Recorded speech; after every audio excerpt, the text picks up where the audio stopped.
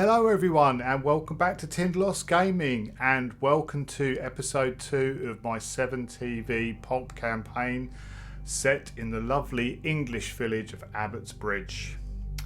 So as you can see from the campaign map there, this is after the first round where the Barley Brig Morris men took off the Home Guard Reenactment Society. And the Morris men really did a number on the Home Guard. They trampled them, the Mumners beat them. So currently the Barley Brig Morris men have control of the library, which means they've got access to the Necronomicon, and that will come into play in their next game. The Home Guard have retreated to the golf club for a G&T and to plan their next wild and wacky strategy, which will probably involve a Mrs. Fox and a telephone box maybe. But anyway, on to today's game, and we have the Order of the Third Oath facing off against the Disciples of the Crimson Desert. Now the Order of the Third Oath are the sort of Dagon inspired cast from the Lurkers of the Deep expansion, which I would thoroughly recommend. Brilliant expansions from the Crooked Dice team and Carl. Can't recommend them enough, and especially if they come to a Kickstarter, then I would suggest hopping on it. But anyway, so just getting back to the map, the home base of the Order of the Third Oath is over at Holy Island, sort of a water-bound island obviously, and they've come up to the Marina. And that's where we're going to be fighting over today. The Marina is going to be sort of the location that we're going to be vying over. We'll get across to the table in a second. There is an objective in play here. If you control the Marina, then you have access to the Idol of Cthulhu. Not Cthulhu, Cthulhu. Try saying that. So that's the objective that they could potentially get at the end of this game. And like I say, we're fighting off, they're going to be going up against the Disciples of the Crimson Desert, whose home base is based over in the sort of woods there, the Glamporium. There's a reason for that, and you'll probably, those with a Lovecraftian bent will understand why I've placed a cast that's led by a goat in the woods. Just a bit of housekeeping from the last game. I am a little bit rusty playing 7TV, plus I am trying to sort of play two casts and also run the videos and stuff. So I made some mistakes. Is a long way of saying I made some mistakes. Knockdown, thanks Glenn as well for that heads up. Glenn over posted on YouTube for me, bless you, so thanks Glenn.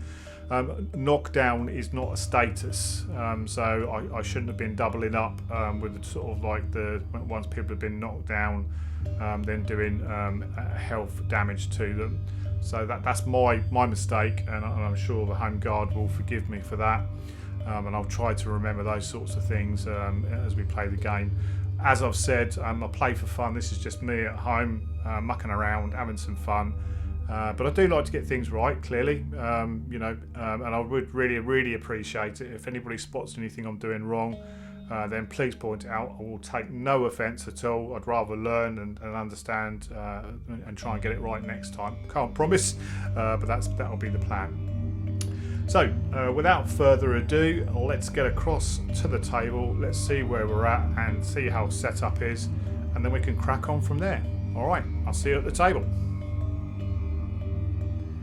Okay, first up we've got Mayor Newbury leading up the Order of the Third Oath.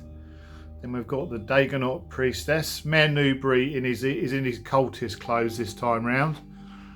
You can get a picture of him there. We've got Dagonite Princess. We've got two Dagonites.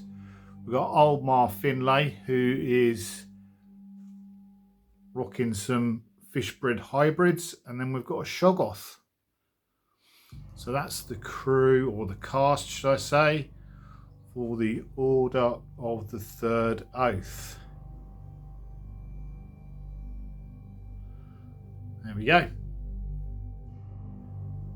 Then we've got the Disciples of the Crimson Desert being led by the Black Goat, who has got 4 Goatkin with him. Yvonne de Fraise as a co-star. We've got a cultist coven. And then we've got a cultist leader leading up some cultists. And that's the cast for the Disciples of the Crimson Desert. And then we've got a board. This is the board we're going to be playing on today for episode 2. There we go. All ready to start. Got our other casts over there, off to the side, waiting for their next adventure. Okay, let's get set up. Next time we'll be at the table, ready to go. Cheers. Okay, across at the main table now. Last little bit of setup to do. In this campaign, I'm using the pulp gadget cards. These crews do come with other, like the lurkers have got their specific set, and the Children of the Fields, which is where the Disciples cast comes from, has got their own set. But as it's a pulp campaign, as I've said before, I'm going to be using the fairly straightforward pulp gadget cards, and each co-star and star is going to get a gadget card or have access to a gadget card. And no other shenanigans like that. So they're going to draw 4 cards each, and they're going to pick 2. So we'll start off with the Disciples.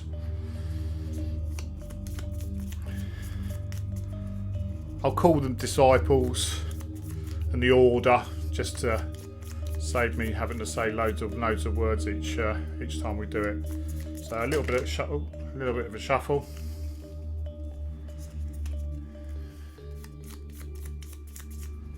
bit of a cut. There we go. And then we're going to get 4 cards for the Disciples. 1, 2, 3, 4. And then 4 cards for the Order. 1, 2, 3, 4.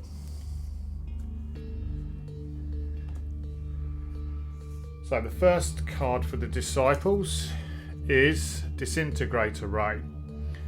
It's player models activation. It's free. It's a 12-inch ranged strike. The gadget cuts a permanent door-sized hole. We had that last time, so I'll put that down there.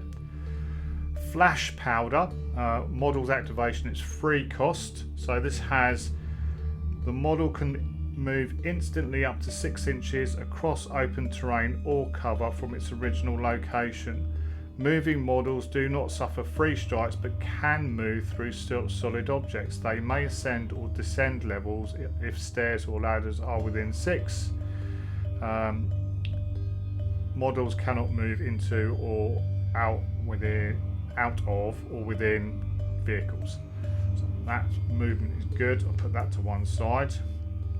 Parachute cloak.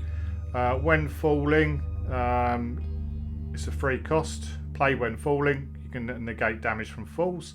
Not got too much levels in this. I'll put that there. And then we've got the Tome of Dissolution. Costs 1 plot point to play. It's a range of 8. It's a strike of 8.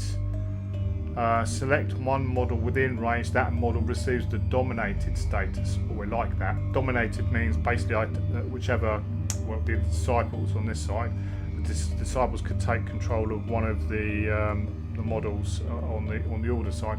So we're going to keep Flash Powder, and we're going to keep Tome of Dissolution. I'll put those there so I know what we've got.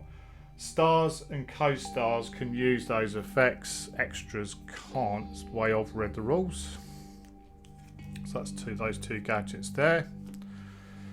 And then these 4 gadgets are for the Order. We have Paralyzer Ray, 2 plot points, 12-inch range, strike of 6. A non-vehicle model successfully struck with this attack cannot activate when it's next on screen. Oh, I like that. Let's put that to one side. Spectro Nullifier. Model's activation, cost of 1 plot point, 6-inch range, 8+ strike. A model successfully struck with this attack receives the stun status. Again, put that to one side. Rocket Pack. Models activation 2 plot points.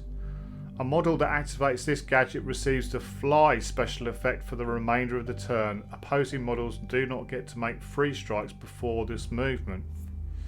There's some good ones here. And Smoky Joe. Models activation, it's free cost. Place the 5-inch Blance template in base contact with a friendly model. The template represents a bank of smoke which cannot be entered or fired through. Models wholly or partially under the template cannot move until your cast is next on screen. Models wholly or partially under the template cannot move. Okay, so that'll be a timing thing. I'm going to keep.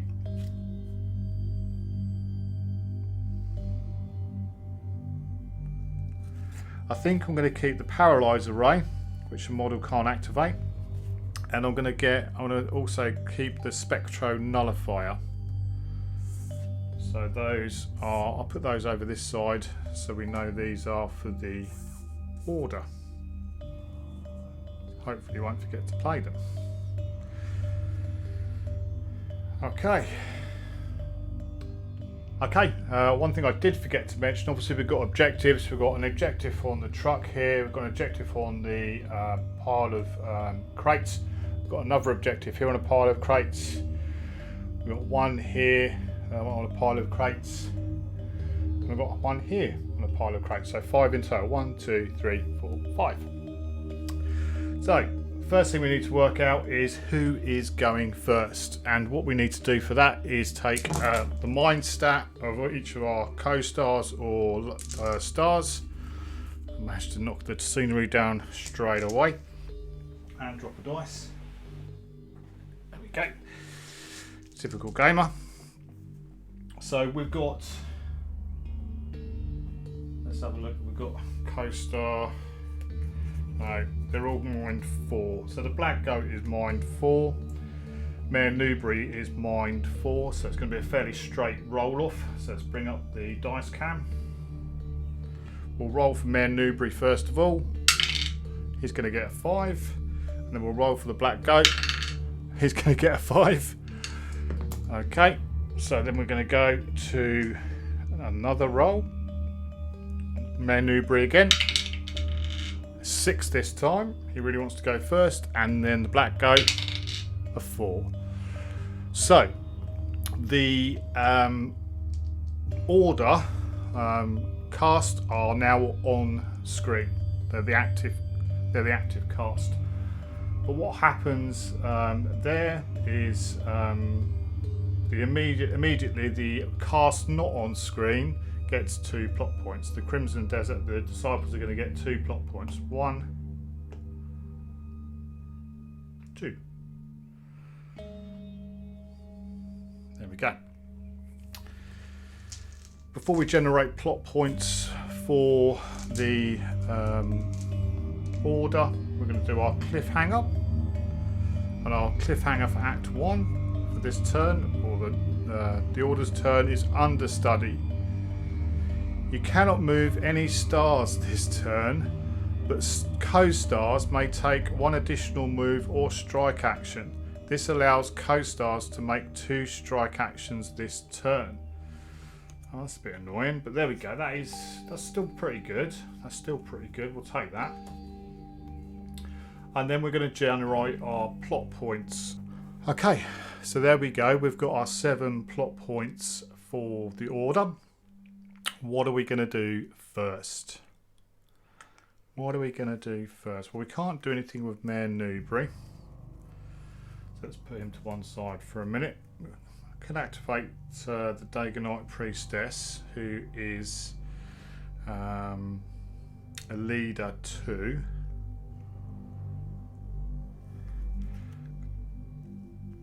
So we're going to activate the Dagonite Priestess. Let's get across to the side cam so you can see what I'm doing. So I've just put a plot point on the Dagonite Priestess to activate her.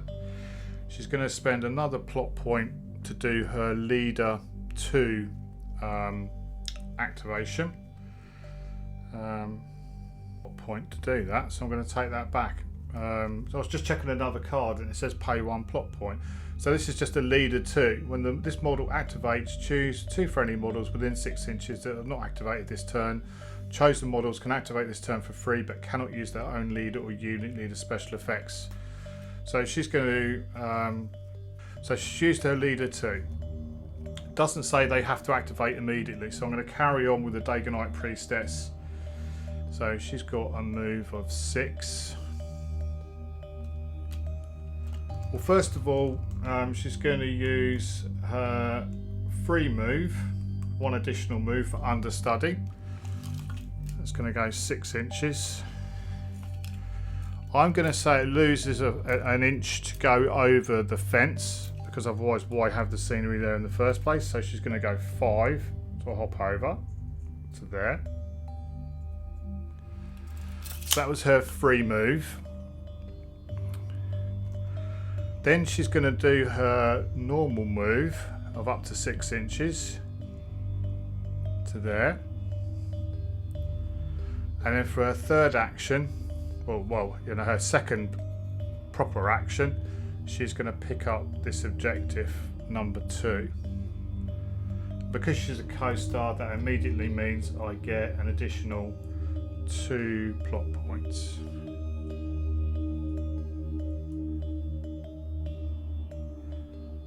I've used 1, which would take me down to 6, and then I get an additional 2 to take me up to 8. Excellent, excellent, excellent. Okay, that's the Dagonite Priestess done. We'll activate this Dagonite, who we can activate for free because of the Dagonite Priestess's leadership, leadership 2.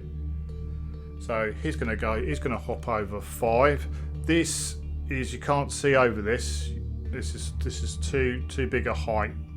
The fences, the normal fences you can see over, but these walls, I'm saying blocked line of sight.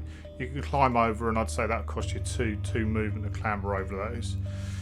So he's going to move 5 to there, and then another 5 inches just to hug base contact with the Priestess. There is a reason for that, and that is they've got this special rule called In the House of Rylea. This model adds +1 to both their range and strike of its unholy chant attack if it's in base contact with another model with this special rule. The 2 Dagonites and the Priestess have that special rule. That's why I want to keep them in base contact. So again, we're going to do the same thing with this Dagonite. It's going to move 5, hop over the fence to there, and then he's going to move his final 6 inches into base contact with the Dagonite Priestess. Alrighty, that's the 2 Dagonites done. Shoggoth. Let's go with the Shoggoth. Now, Shoggoth is large, you need to remember that, which means that an opponent's getting 1 additional dice when they're making strikes against him. He can make 2 fights per turn, which is great. He's horrifying, and he's a writhing mass. So there we go. He's pretty nuts. Got no normal. He's just got a normal movement by the looks of things. So he's just going to double move. Try and have some fun.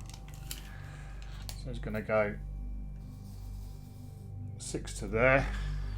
He's going to try and protect this objective. He's going to go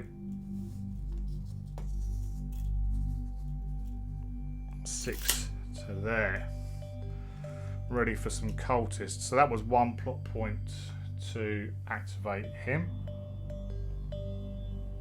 Down to 7. Oh, I've got a nice little bank of plot points now. Then Olmar Finlay.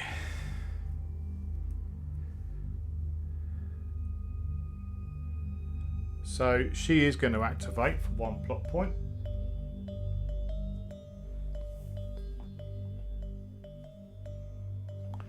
and immediately spend another plot point. So I'm down to 5. This is why I was just checking the Dagonite or the Priestess's unit leader, because this one is unit leader Fishfolk hybrids. Choose any number of models in this unit within 6 inches who have not activated this turn. Pay 1. All of these models activate this turn. You can use this special effect only once per turn. The way the way I've watched it on other videos is that Mars activation pauses at this point. She's got 1 action left, and the fish folk immediately activate. So that's what I'm going to do. I was trying to work out whether to do that here or not, but I think it's slightly different. So I've paid the 1, and the fish folk are going to immediately activate, and they're the 4 fish folk that are all around her there. So they're all going to move. Going to need to do a bit of jiggery pokery around the table.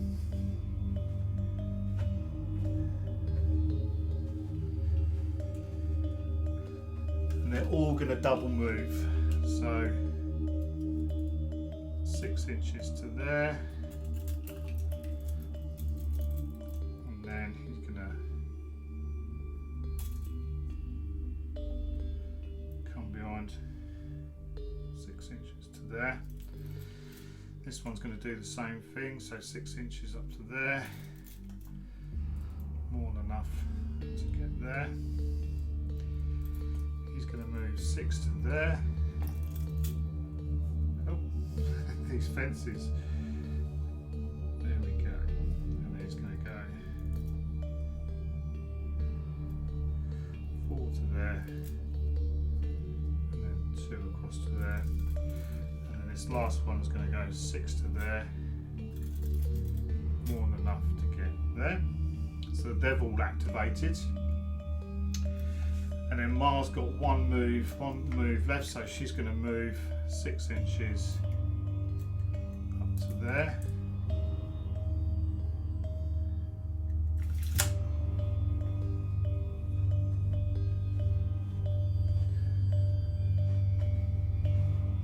Poor old Mayor Newbury's going to be stuck because he can't move this turn.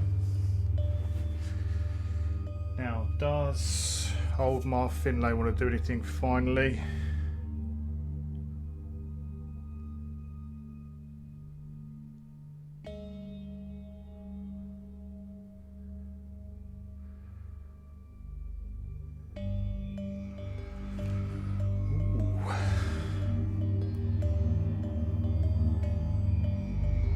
We don't want to do fog bound, so that's going to be it for Mar, and that is going to be it for the fish folk. Oh, sorry, the order. They are done. So we're now going to move on to the disciples. First thing we do is we draw our cliffhanger card, and it's going to be opening crawl. Oh blimey, all move actions are halved this turn. Poor old second turn for the disciples. All move actions are halved this turn. That's a pain. That's a real pain. So we're going to get our plot points. Right, so we've got our 9 plot points for our disciples. Okay, I'm going to activate the goat, the black goat, for 1.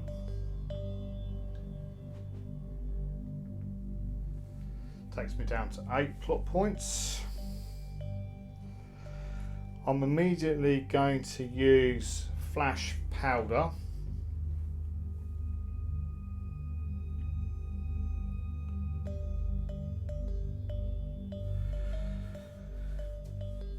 Or do I? I don't think I can, because the opening crawl says all move actions are halved this turn.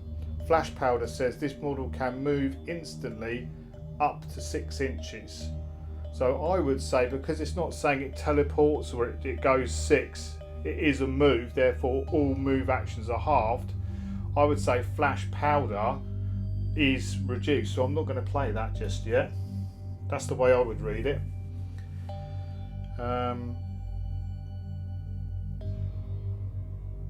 Yeah, okay. So the goat is going to move 3 inches because it's halved. I would say the goat climbing over this fence is not really going to worry about it too much, so he or she's going to move 3 to there, and then a further 3 to there to be in base contact with that objective.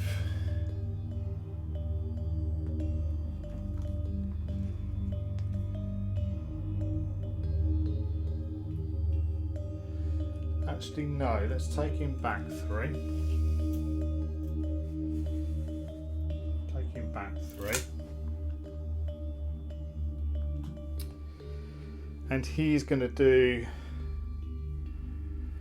a fiery blast against the Shoggoth. Because why wouldn't you? Why wouldn't you? A fiery blast against the Shoggoth.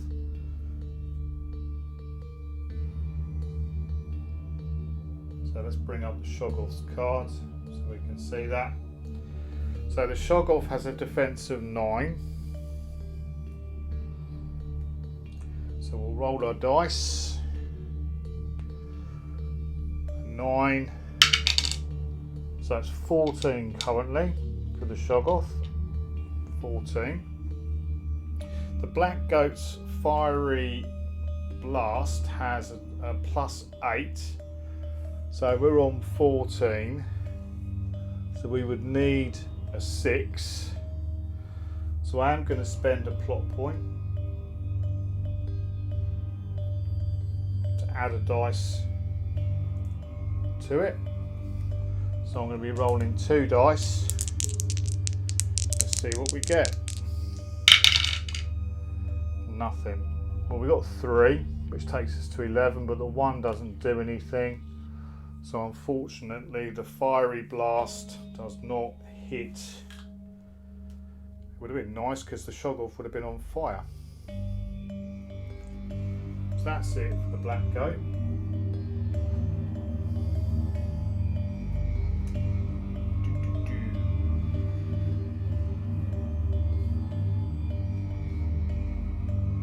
Then we're going to pay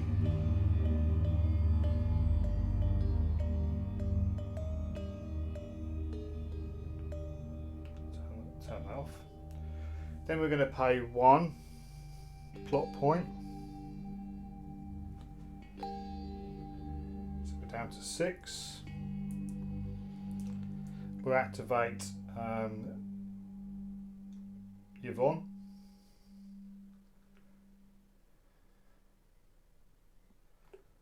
Oops.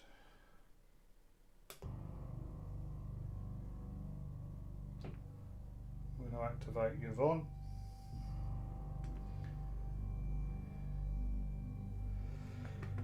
She is going to move 6 inches in total, 2 moves, because movement is half. She's going to head towards this objective here.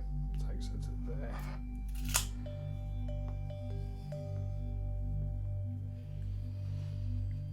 That's Yvonne done.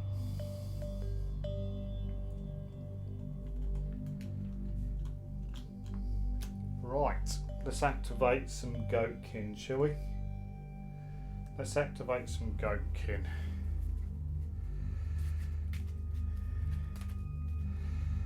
They've got a special rule, which I'm going to pay 1 for. So we're down to 5. Called Follow the Herd. Place the 5-inch blast template anywhere on the table. Any goatkin models whose bases are at least partially under the template who have not activated this turn can activate for free. You can only use this special effect once per turn. So clearly we're going to do that, which will cover all of the goatkins, so all of those guys are going to activate for free. They move 7 as a single action.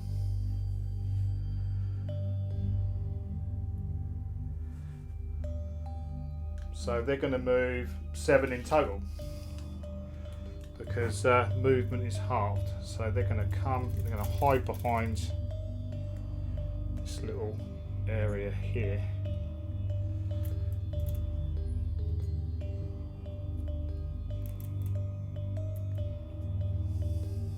Ready to sort of swing around the side there.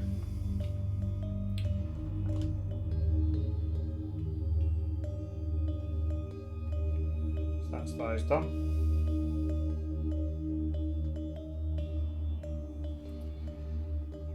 Then we are going to activate the cultist leader for 1 plot point. So we're down to 4.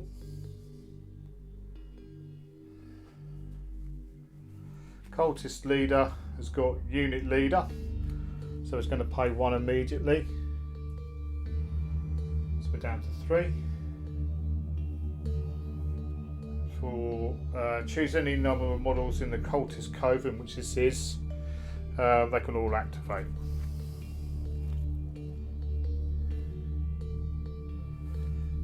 So the first one, the first cultist, is going to move up 3 inches. 3 inches. So he's going to go, he or she, going to go to there.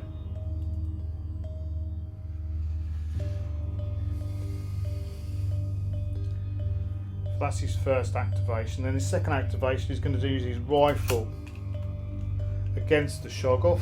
I don't know whether it's going to do anything. Shoggoth is defense 9. So let's bring the dice cam up. So the Shoggoth's defense roll is 14. The strike on the cultist is +6, so I need an 8. There's no point in spending a plot point for that, so we'll just roll the dice to see what we would have got. A 1, so that's that cultist done. We're going to do sort of like a bit of a rinse and repeat. So 3 inches is going to take them to there for his first action. His second action is going to shoot the Shoggoth with his rifle. Shoggoth defense of 9. Oh my goodness, 6. Takes them to 15, so nothing we can do about it. And then the third action, well, it's a 24-inch range, so these guys are well in, by the way.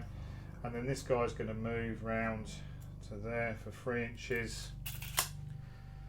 I'll actually just step to the side there a little bit, make a little bit of a gap. And shoot with the Shoggoth as well. So Shoggoth defense 9, a 6 again. No, nothing.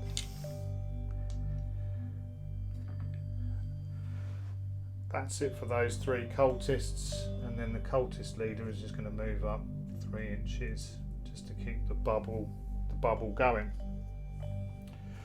So that is the end of the disciples' turn.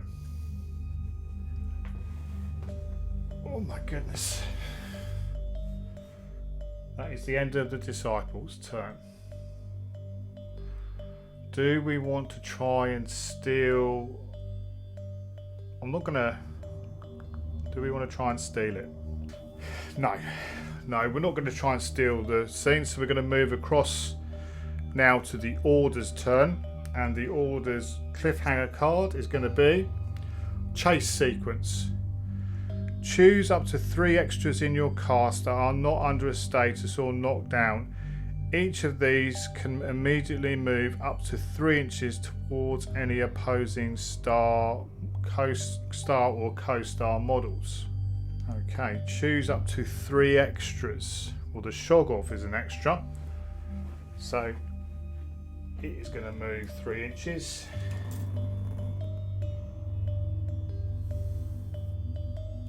To there. Take these away.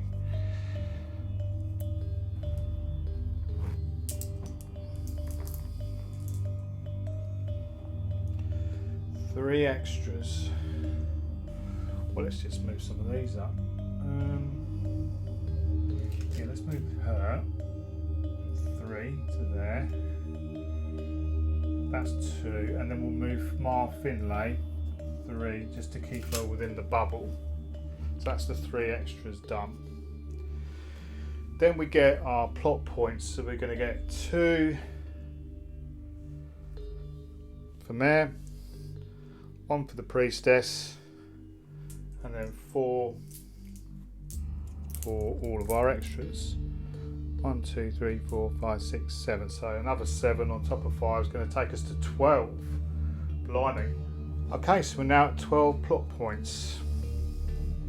Now, just going back to the Black Goat. The Black Goat's got a rule on his card that says the price must be paid.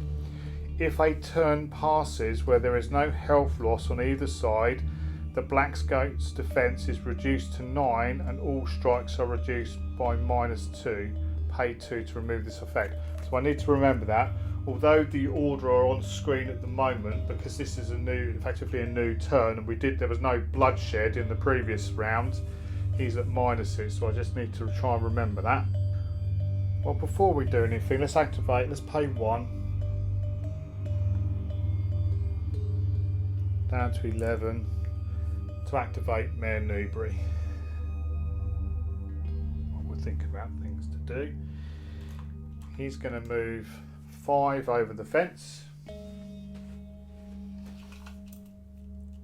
5 over the fence. And then a further 1, or another move to be in base contact with that objective. Helping the boys out as well. Helping the boys and girls out. Has he got anything else he wants to do? It's got Rabble Rouser, so all friendly models within 12 inches may increase their, so need to remember that for Mar Finlay. So that's the mare done. I think the Shoggoth's going to take 1 for the team. The Shoggoth is going to move. He's going to go 5 over there to there. And we've all wanted to see this, but his final move, he's going to move into base contact with the Black Goat for 1 plot point, so down to 10. That could be a bad move, but I'm trying to tie the Black Goat up. So that's just Shoggoth done. The Dagonite Priestess is going to hop over. I'm going to pay 1 to activate the Dagonite Priestess. And she's going to hop over. She's got a 6-inch move, 2 to go over the wall, so 4 inches. She's going to go to there for her first action.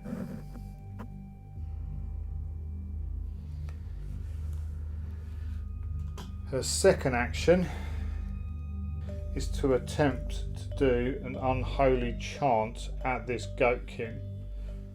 I've declared it, it's a 6-inch range,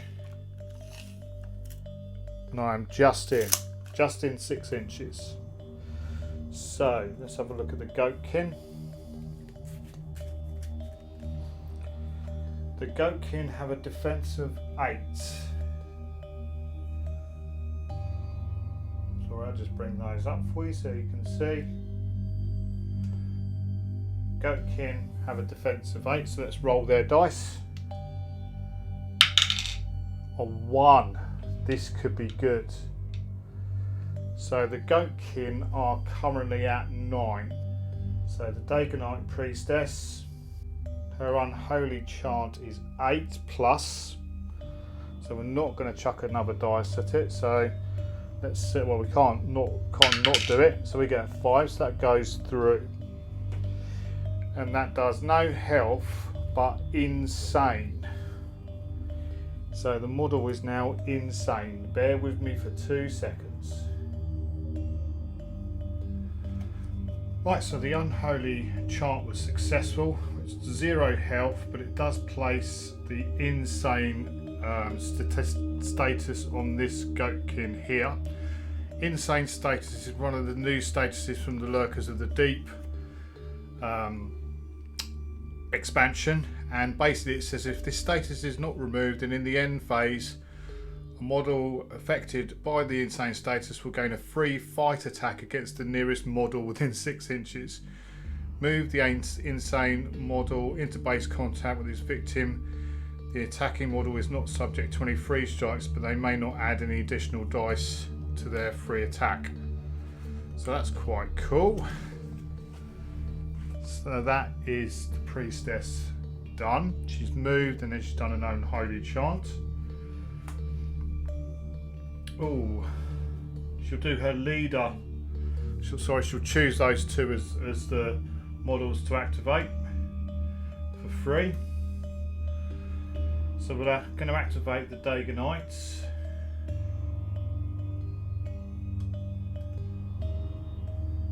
And they're going to do the same thing. Well, one's going to move 4 inches.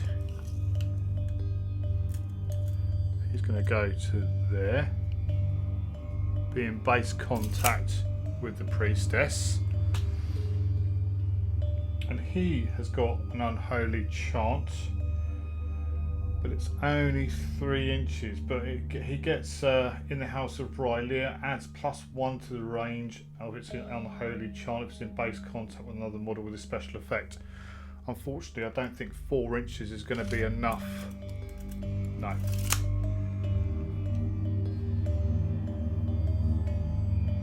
Does he move again?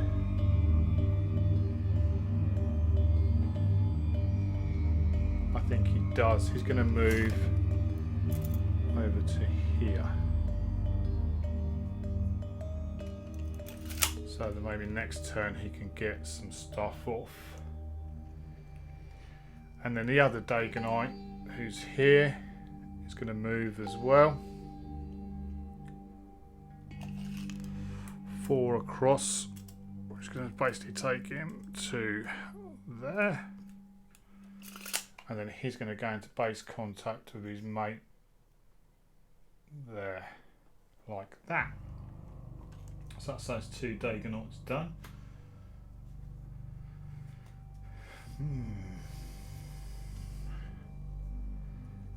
So we've got Oldmar Finlay. We'll spend 1 to activate Oldmar Finlay. Takes me down to 8. I'll put 1 on. And then she will do her 1 cost Fishfolk activation.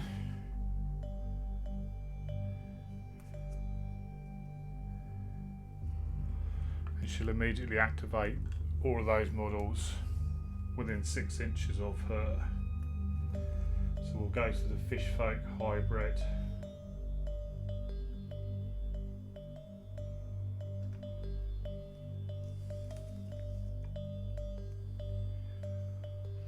They're going to move, or we're going to do 1 move anyway.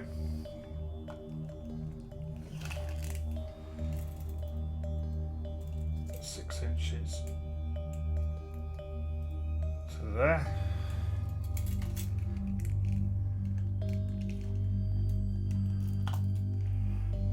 Come back a bit, I think, to there for a first move, and then we are going to do a throw boat hook at this cultist, and that cultist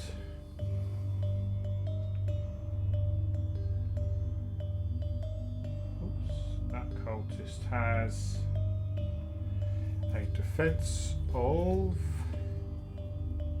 8. So we'll roll the defense dice for that cultist and see what we get. A 5. A 5 plus 8 is 13. The throw boat hook strike is only a 4. So nothing's going to really happen there. We'll roll the dice just for the, so that takes them to 9. So that's that Fishfolk hybrid done. Then we'll do this one. Who's going to move 6 to there, and again he'll throw his, so defensive 8. So that takes them to 11. I am going to spend 2 plot points to add 2 additional dice. Let's see what this does. I don't do this very often. So 1, 2 takes me down to,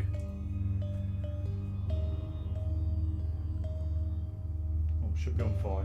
Should be on 5. Sorry, down to 5 plot points.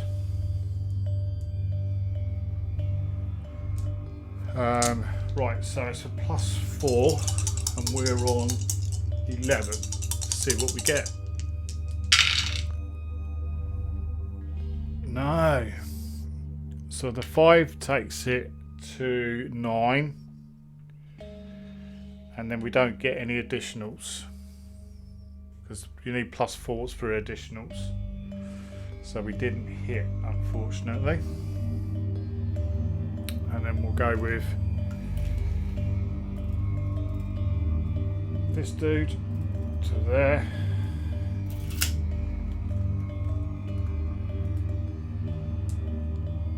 And we'll throw the fish hook at the same cultist. So let's see what his defense roll is going to be.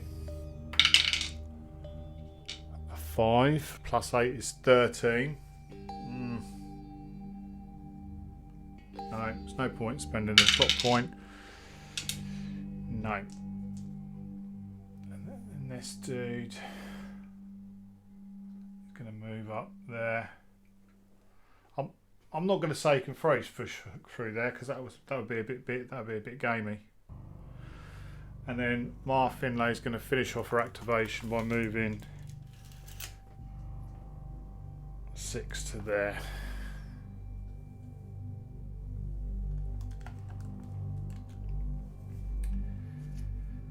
And I think that is it for the turn. That's it for the turn for the order. And then we're going to go back to the disciples. Oh, the end of the turn. At the end of the turn we need to do this insane thing here. So it's not removed. In the end phase, a model affected will gain a free fight attack against the nearest model within 6 inches. Well, I'm going to say that's probably his buddy behind him. So he's going to turn around. And the goat kid is going to attack his own mate.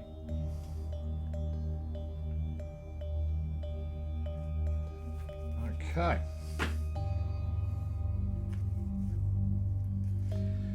So the goatkin has a defense of 8. So let's see what his buddy rolls. A 3. He can't chuck any additional dice in, so the attacking guy is a +7 with a 4. What do we want to do?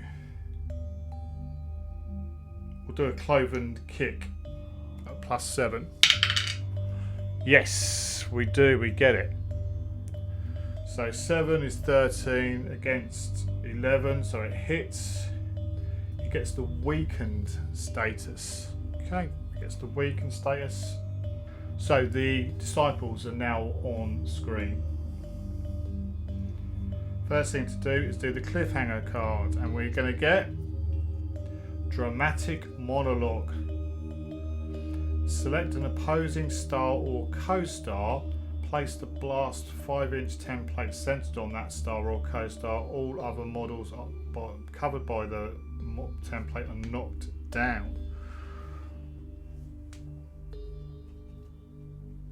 The 5-inch blast template centered on the co-star or star.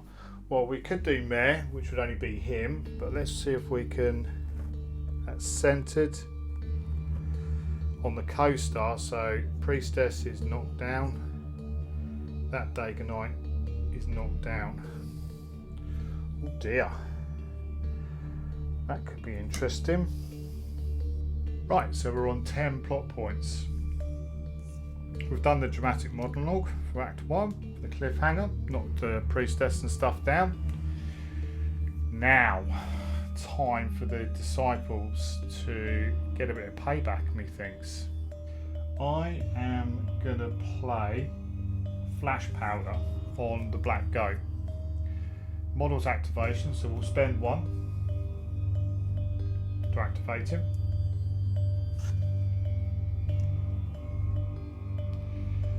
This model can move instantly up to 6 inches across open terrain or cover from its original location. Moving models do not suffer freeze strikes but cannot move through solid objects. They may ascend or descend levels.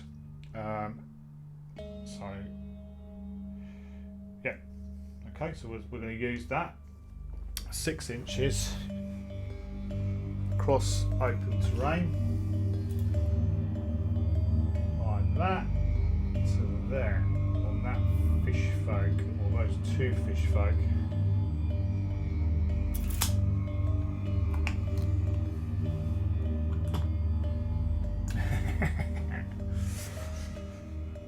Okay.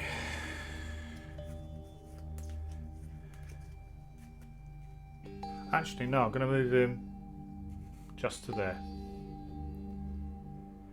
There's a reason. There is a reason. First things first with the Black Goat. I'm going to pay 2. 1, 2. And I'm going to do a star quality, Devil's Advocate. Choose any non-robot extra or co-star within 4 inches. That model gains the dominated status immediately. Only one model that can be dominated at any one time by this model. I'm going to dominate the Shoggoth within 4 inches. So the Shoggoth becomes dominated by the Black Goat. And dominated says, dominated models might be charmed, hypnotised, seduced or brainwashed. No matter how it comes about, dominated models now fully believe their former enemies are their friends and vice versa. Models with this status count as being in play on the side that dominated them. For all intents and purposes, the model has switched sides. The new player can activate them and otherwise spend their plot points on them in the same way as any other cast.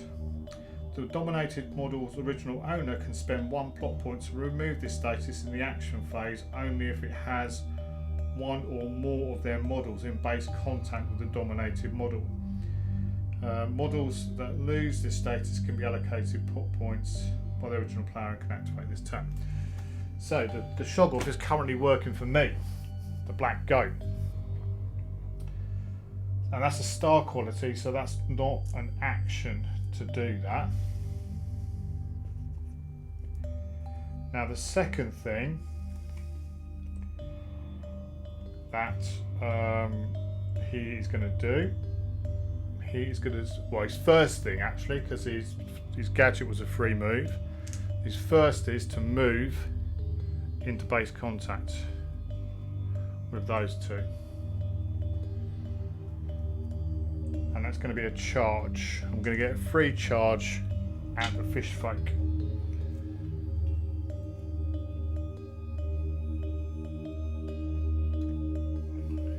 Fishfolk have a defense of 8. Let's roll the dice. For the Fishfolk, he's going to get a 3, so he's on 11. And we're going against the middle one. Going to go against the middle one. And he will do a cloven hoof attack, which is a +10 strike, needing to beat an 11, which we only just do. Oh my goodness, that was lucky. Now, a draw, ones aren't an auto failure in this game. A draw is a win. You have to match or exceed the target number. It's got no effects on it other than -1 health. Fishfolk have only got 1 health, so that is that model.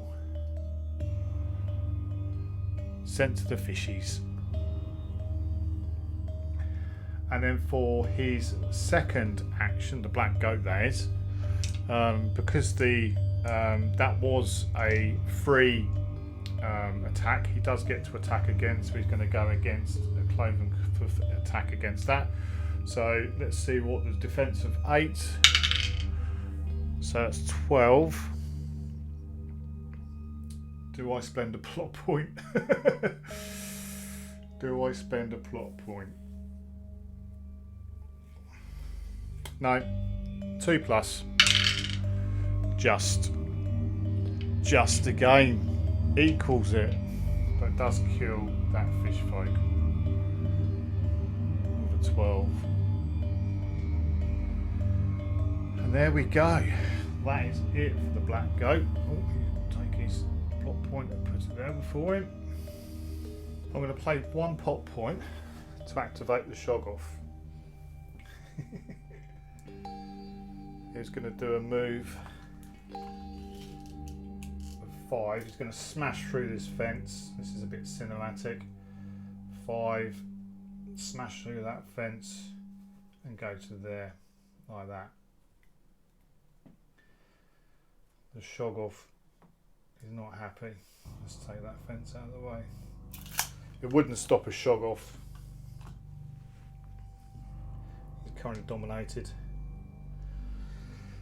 And he's going to end his move in base contact with that fisherman, that fishfolk. We know the fishfolk have got a defense of 8. What's the shog off got?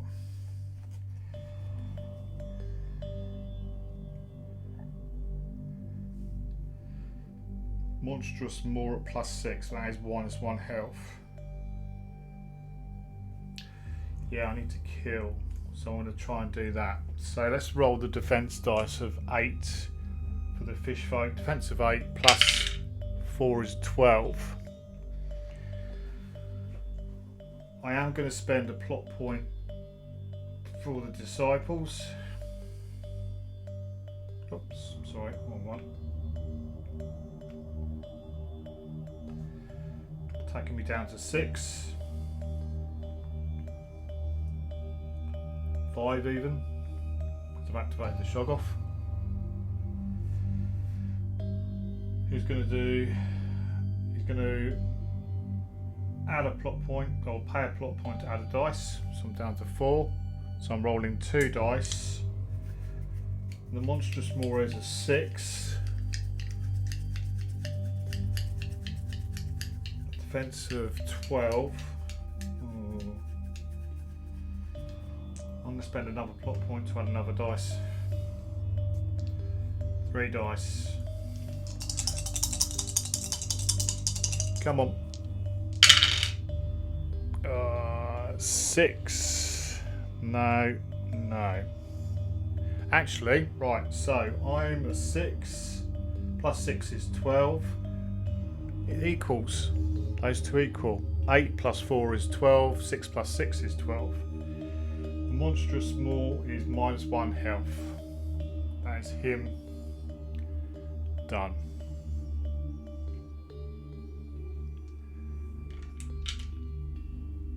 And he's got nobody else in base contact with him now.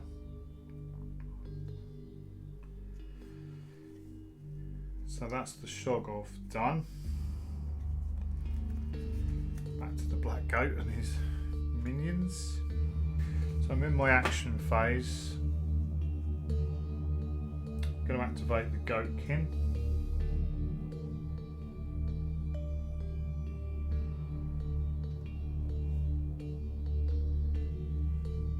Activating the goatkin.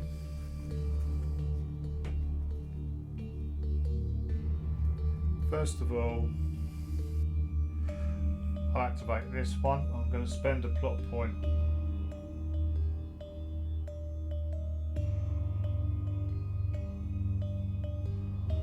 I'm down to 2 to remove that insane marker. That was a bit annoying. Then I'm going to spend 1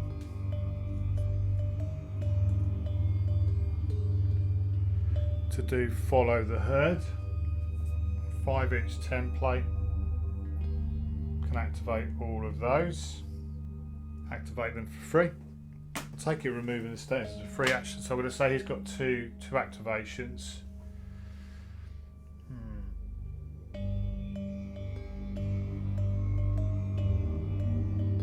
6-inch move.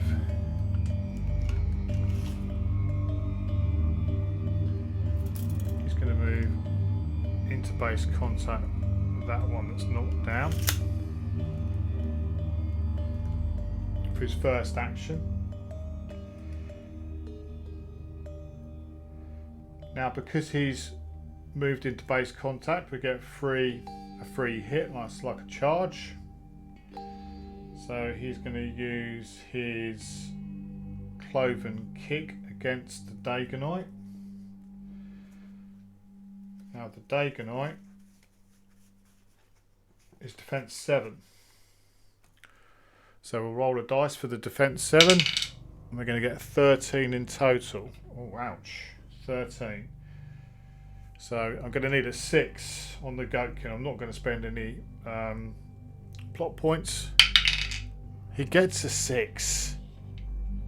He gets a 6. So that's the weakened status applied to that model there. He's only going to be able to get up next turn. Just turn him around a little bit. This goatkin is going to activate and he's going to move his 6 inches into there, and he's going to attack this Dagonite, the one that's knocked down. Oh, sorry. I'm glad that went through. He doesn't get to roll any defense dice because he's on the floor, so he is just a straight defense 7. The cloven kick from this is going to hit, but we'll roll the dice. Now that would apply the weakened status, but he's already weakened, so he's going to take a wound, and the Dagonite has got 2 wounds, so he's down to 1 wound. This goatkin is going to move his 6 inches into this one, and he is going to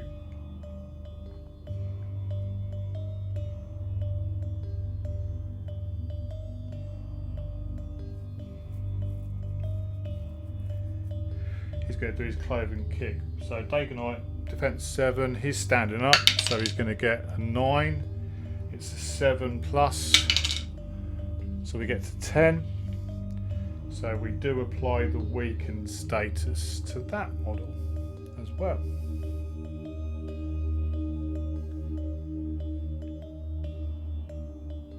This goatkin, I think I'm going to leave those for the time being. I'm going to have to, I've got no plot points. So I'm going to spend my final plot point, so down to 0, to remove the weakened status from that goatkin.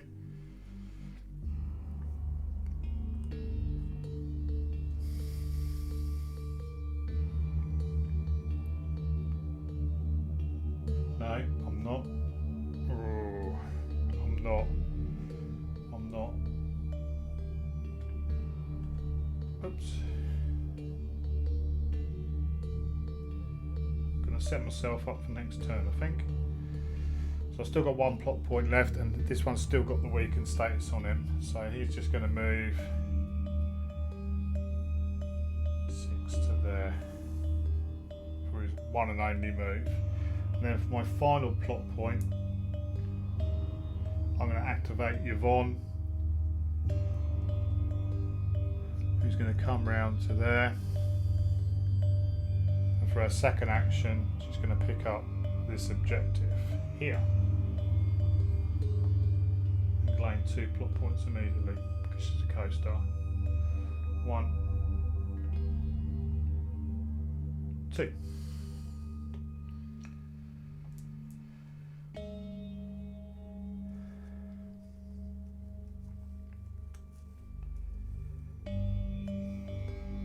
Do I want to steal the scene? I think I do. I know I'm only going to get 3 plot points. I've got 2, 5. But that should be enough to really put a dent in the Daganites.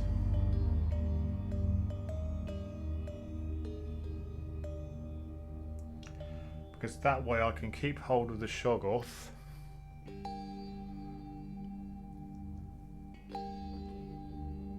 Keep hold of the Shoggoth, and really I'm already in a fairly strong position here. I could kill that Dagonite. Yeah, I'm gonna steal the scene. So the end phase, need to do this properly. I keep forgetting to do this properly. Determine if your cast is Axe. Well, I haven't lost any models on the Disciples, so we're all good there. No models are on fire. Choose to steal the scene, which I'm going to do. A player must declare their intent in the end phase. The order of play now switches, and the player may make another turn. Turn over 1 or 2 cliffhanger cards as normal. However, the player stealing the scene only gains plot points in their action phase for their stars and co-stars, not their hell cast. The order of play now switches, and the player may make another turn. However, in the next turn, the player only gains plot points for their stars and plot. Yeah, okay, sort of repeated it a bit twice really. So, first thing we're going to do is we are going to turn over 2 cliffhanger cards and apply both of them. So, first one, Act 1, is Continuity Flim Flam. Switch 1 friendly extra's positions for another. Models being switched do not suffer 3 strikes. Ooh, that could be interesting. Switch 1 friendly extra's models. No, I don't think I need to. It doesn't say though may. It says switch 1 friendly mod extra's position for another. Well, I'll do that. Flick those 2 round. There we go. And now we're on to Act 2. And this is the card for Act 2. Predictable plotting. Any model in your cast with the capture, escape or rescue weapon effects gains +1 to their fight or spirit statistic this turn. Okay. Well, we'll see. We'll see. I don't think any of them have got capture, escape or rescue. Let's just have a look.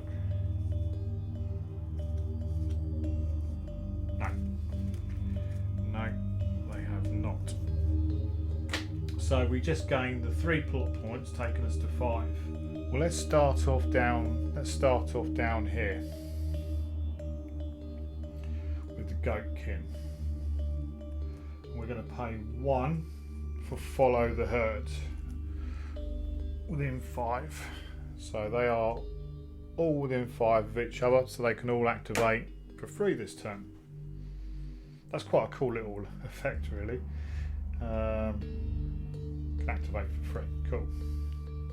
First things first, this Goatkin here is going to do an attack against this knockdown Dagonite, who has got the weakened status on him. But it doesn't really matter because he's knocked down. So he's got a straight defense of 7. The cloven, he's going to do a cloven kick of 7+. He gets it. He is already weakened, which is a status. He applies the weaken status again, which does the additional wound to him, which kills him. So that's the two wounds done against that Dagonite. He is no longer of this world.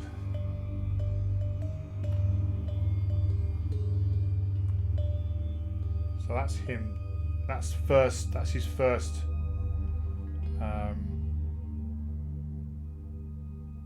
action.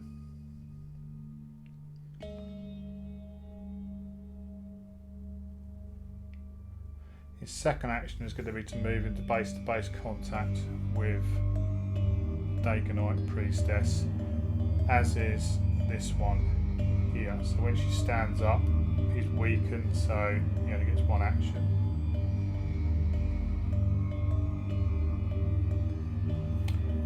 This guy here is going to attack this Dagonite.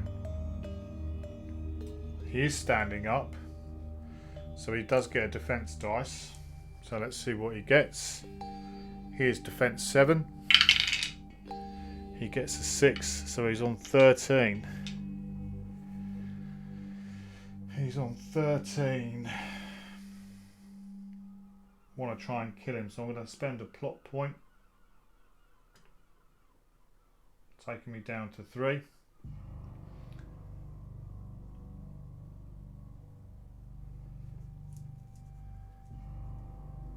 To add an additional dice. Need some high rolling here on 7. 5 is it? Takes me to 12, and the 4 takes me to 13, which is a good job I rolled it. So 13 is against 13 because it's defense of 7. So that does apply the weaken status, but he's already got it. So that's him done. I'm not going to do anything else with that Goatkin. He can't attack twice, and he's not going to move. He's going to stay in base contact with him just in case. So we're going to move across to this Goatkin here, who's going to do the same thing. He's going to attack the Dagonite.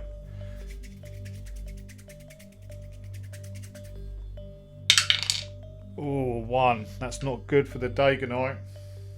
So that takes him to 8. So let's see the 7. We get it with a 9. Applies the weaken status. The weaken status, but he's already got it. So that's the second wound for the Dagonite. So he is gone as well.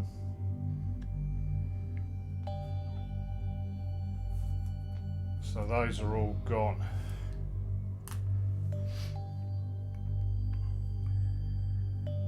Time for some Shoggoth action, I think. I'm going to spend 1 plot point to activate the Shoggoth, who's going to move into poor old base-to-base contact with old Mar Finlay.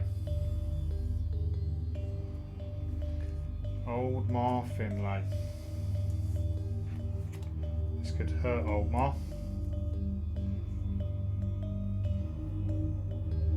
She's got a defense of 9.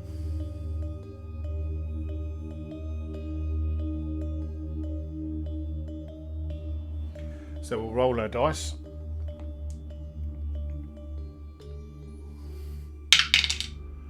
We get a 6. So that's 15. Ouch. I think she's just escaped the Shoggoth's attack. So we'll do a tentacle smash, which is an 8+ strike. 8+. So I am going to need a 6. I'm not going to spend a plot point, or do I? Is there any plot points I need to spend with the black goat?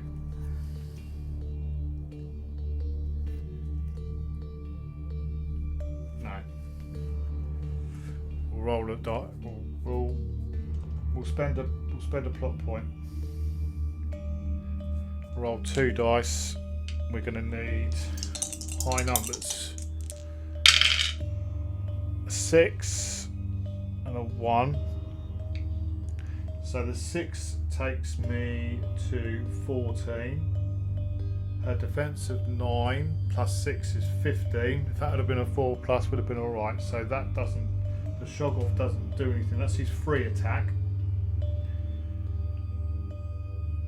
And then we're going to do a monstrous maw attack. So we've done the tentacle smash.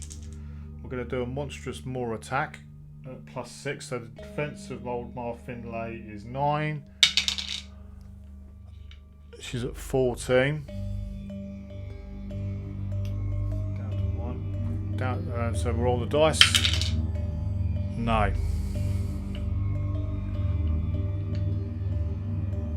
Monstrous maw attack is 6. That's 9. But it does say. No, writhing mass has cost them. Yeah, no.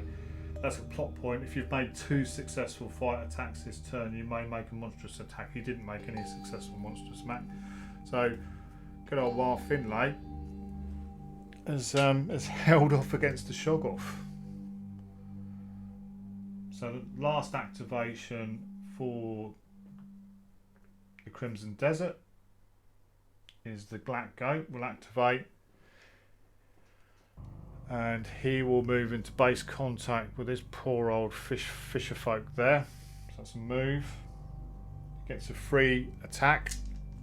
The fisherfolk's defense is not great. It's not too bad at 8. So let's see what he gets. That's 10.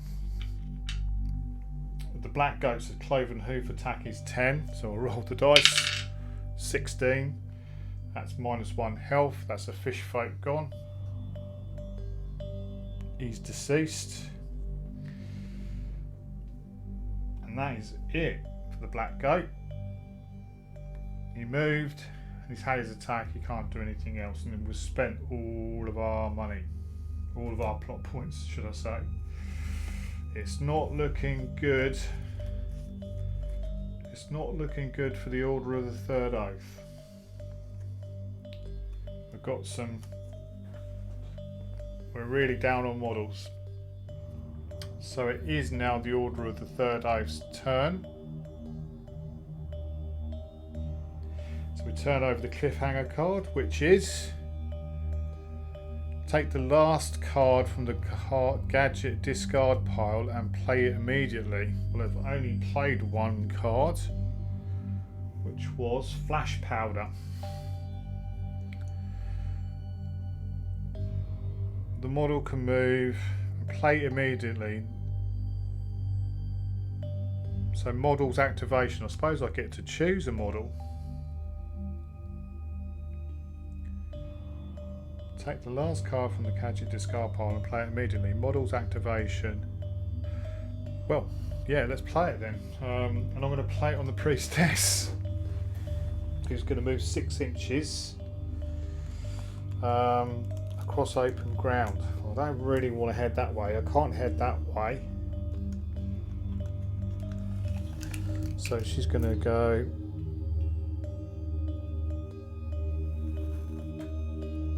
six inches to there. Ooh. That's playing it as the card is written. It says you can move up to 6 inches across open terrain or cover from its original location. Oh, okay. Let's go the other way. Sorry, 6 inches. Let's go that way. Doink. Gets her out of dodge. That is cover. I'm claiming it. We're going to claim our plot points to start off. There we go. 9 plot points. You've got this. You've got this. I'm going to pay 1 plot point to activate Old Ma Finlay. She's then going to spend another plot point to remove the dominated status from the Shoggoth. Right. She is then going to do an attack against the Black Goat. She's going to declare an attack against the Black Goat. But the Black Goat is terrifying. Oh, it's a fight attack. So it's not a fight attack, ranged attack. because both of them are strikes, but you've got a fight and a shoot. This is a shooting one, overpowering stench, 4-inch range, 8+, so she doesn't have to take the terrifying because she's not doing a fight attack. So let's roll the defense of the black goat is 10. So 10. Oh, lovely. So he's at 11. The overpowering stench is a 4-inch range. She's well in for 4 inches. She's at +8, so she is going to spend a plot point to add a dice down to 6. Here we go.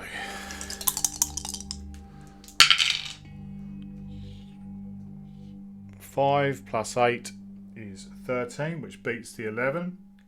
It does 0 health, but it applies the neurotic status to the black goat. And I'll tell you what neurotic status does. This is also from the Lurkers of the Deep expansion.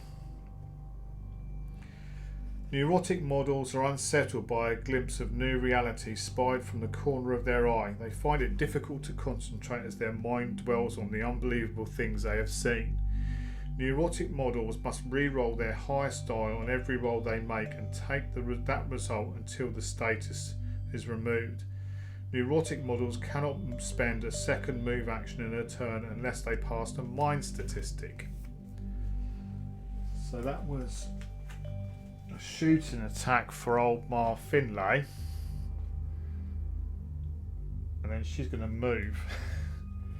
She's going to move, but she is going to peg it back to here. 6.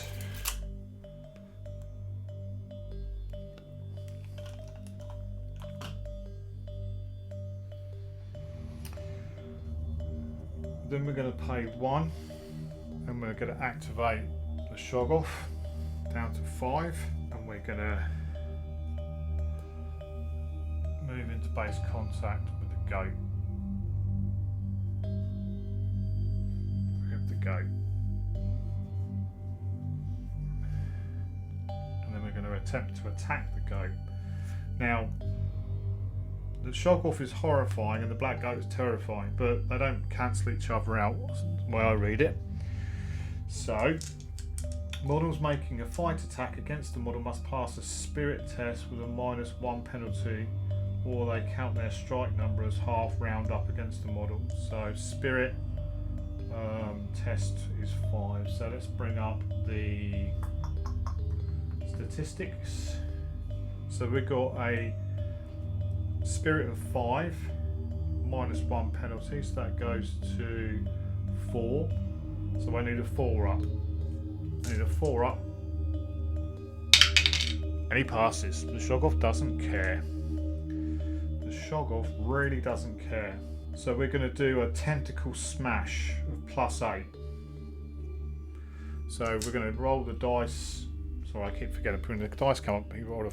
So we're going to do our defense dice for the black goat, which is 10 + 5, but I have to re-roll it because of neurotic, and it becomes a 5 again. So we're at 15. We're at 15. It's a +8 tentacle smash. So I'm going to pay 2 plot points. 1, 2.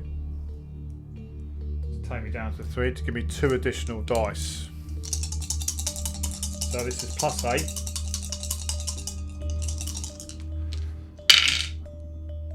And that is, oh for goodness sake, seriously, 6, a 3 and a 2. So the 6 goes to 14 and I needed 15, so I don't stun it. That was his first attack. Okay, second attack, defense dice to the black goat. 4, we have to re-roll it because of neurotic. 5. I'm going to spend 2 plot points. Boom, boom. 15. No. I need a 7. Oh, sorry. I need a 7. Come on. Oh my god. So we got a 6, we got a 5, and we got a 4. So the 6 takes us to 14. That takes us to 15. That takes us to 16. For the tentacle smash, which means he's stunned. Disadvantage, never get to roll dice. Oh, you beauty. That's it for the Shoggoth. I didn't do 2 successful attacks, unfortunately. I should have been rolling bloody extra dice because of the massive 2 extra dice. Oh, you plonker MB. Got to remember all these rolls. I will remember large for the Shoggoth.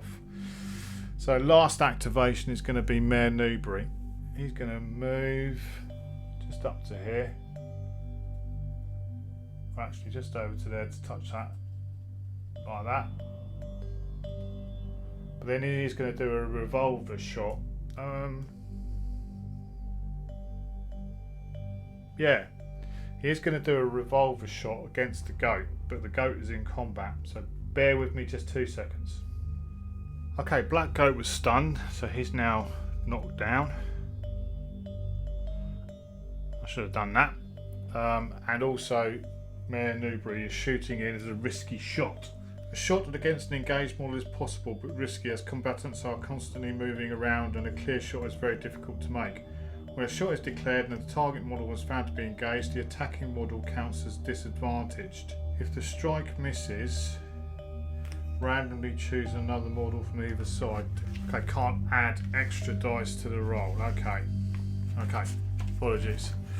A few rules going on here. So, first of all, let's have a look at the Black Goat's defense. His defense of 10. He doesn't get to roll any dice because he's knocked down and, you know, clearly disadvantaged. He's knocked down, so he doesn't get to roll any dice. That's what stunned says. Yeah, models with a stun status are disadvantaged and never get to roll any dice when defending against an attack.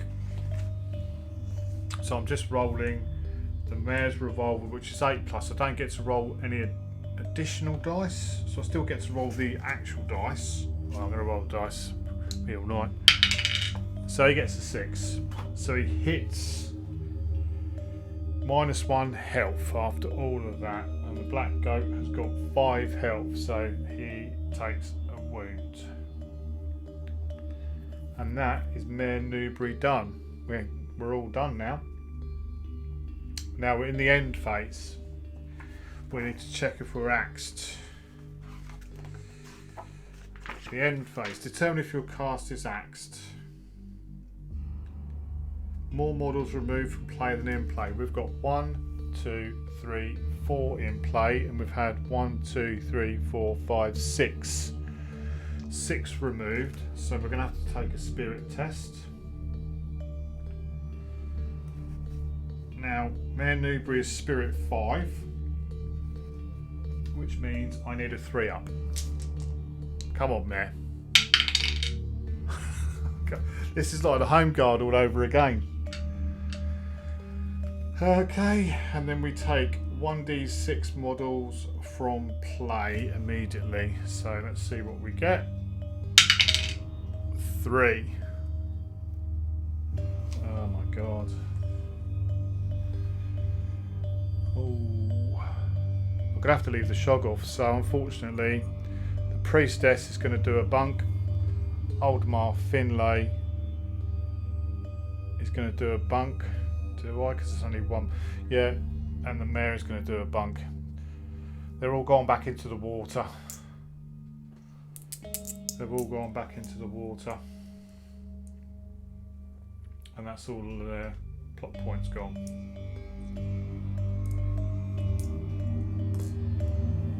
We're on none. Could be curtains. Could be curtains. Do we want to steal the scene? No, because I won't be generating any plot dice. So we go across to the Disciples. And we're going to draw a cliffhanger card, Act 2. Choose one of your extras. This model can make one strike immediately, which automatically succeeds if the target is in range and line of sight. Yeah, I would say the Disciple, this Disciple here, I'm going to take that statistic card off. I would say this Disciple here can see the Shoggoth through there, through the black gate. That would be a bit cheeky, wouldn't it? Time to shine. Choose one of your extras. This model can make one strike immediately, which automatically succeeds if it is in range and line of sight. The pistol's 12 inches and he gets 2 shots. So it automatically succeeds. It does, I'm going to say it does 2 wounds on the Shoggoth.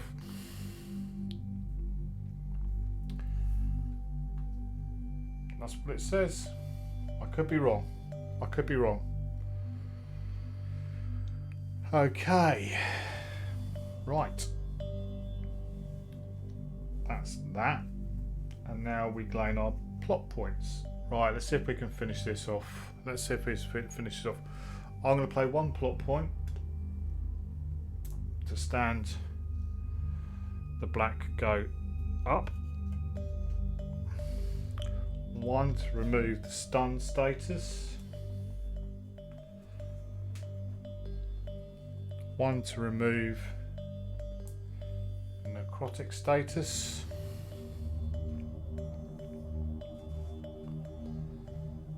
And then he's going to try and hit the Shoggoth with a cloven hoof attack. Now the Shoggoth is defense 9.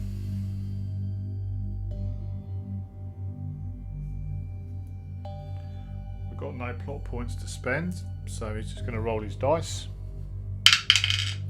He gets a 1. And the black goat is going to do his cloven hoof attack, where he gets 1 dice. He gets an extra 1 because the Shoggoth is a large model.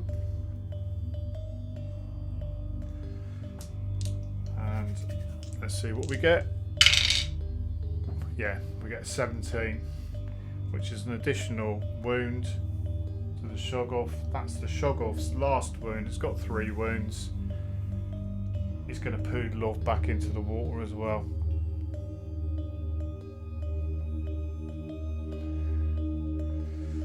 And there we go.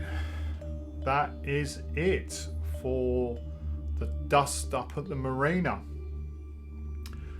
And the Order of the Third Oath have been really pushed back into the water. A bit like the Home Guard, a bit of a rout. Didn't lose any models from the Disciples. Yeah, I think the stealing the scene bit is pivotal. Can be. I probably made again a few mistakes in here. I definitely made some mistakes against the Black Goat. I should have been rolling 2 dice against him. But first couple of games, getting used to it. Hopefully, I'll get a bit more with it when it comes to the dice rolling and stuff, and on all the. I felt like I used a lot of the abilities a bit more this time round. But yeah, that's it. We'll see who faces off against who. I've got a feeling it should be really Disciples against. Well, let's go Home Guard against the Order first of all, sort of losers versus losers first, and then we'll take on, and it could be Disciples versus the Morrismen the next time round. But anyway, we'll see that come in the next episode. But I hope you've enjoyed this. As ever, if you could like and subscribe to the video, that would be really appreciated. I do put a link to my Discord server. It's all free in the Discord. I haven't got a Patreon or anything like that. There's no paywalls at the moment. But if you could come over and have a look and have a post up there and see what's what. But anyway, everybody take care of yourselves, and I will see you on the next video. Tutty bye for now.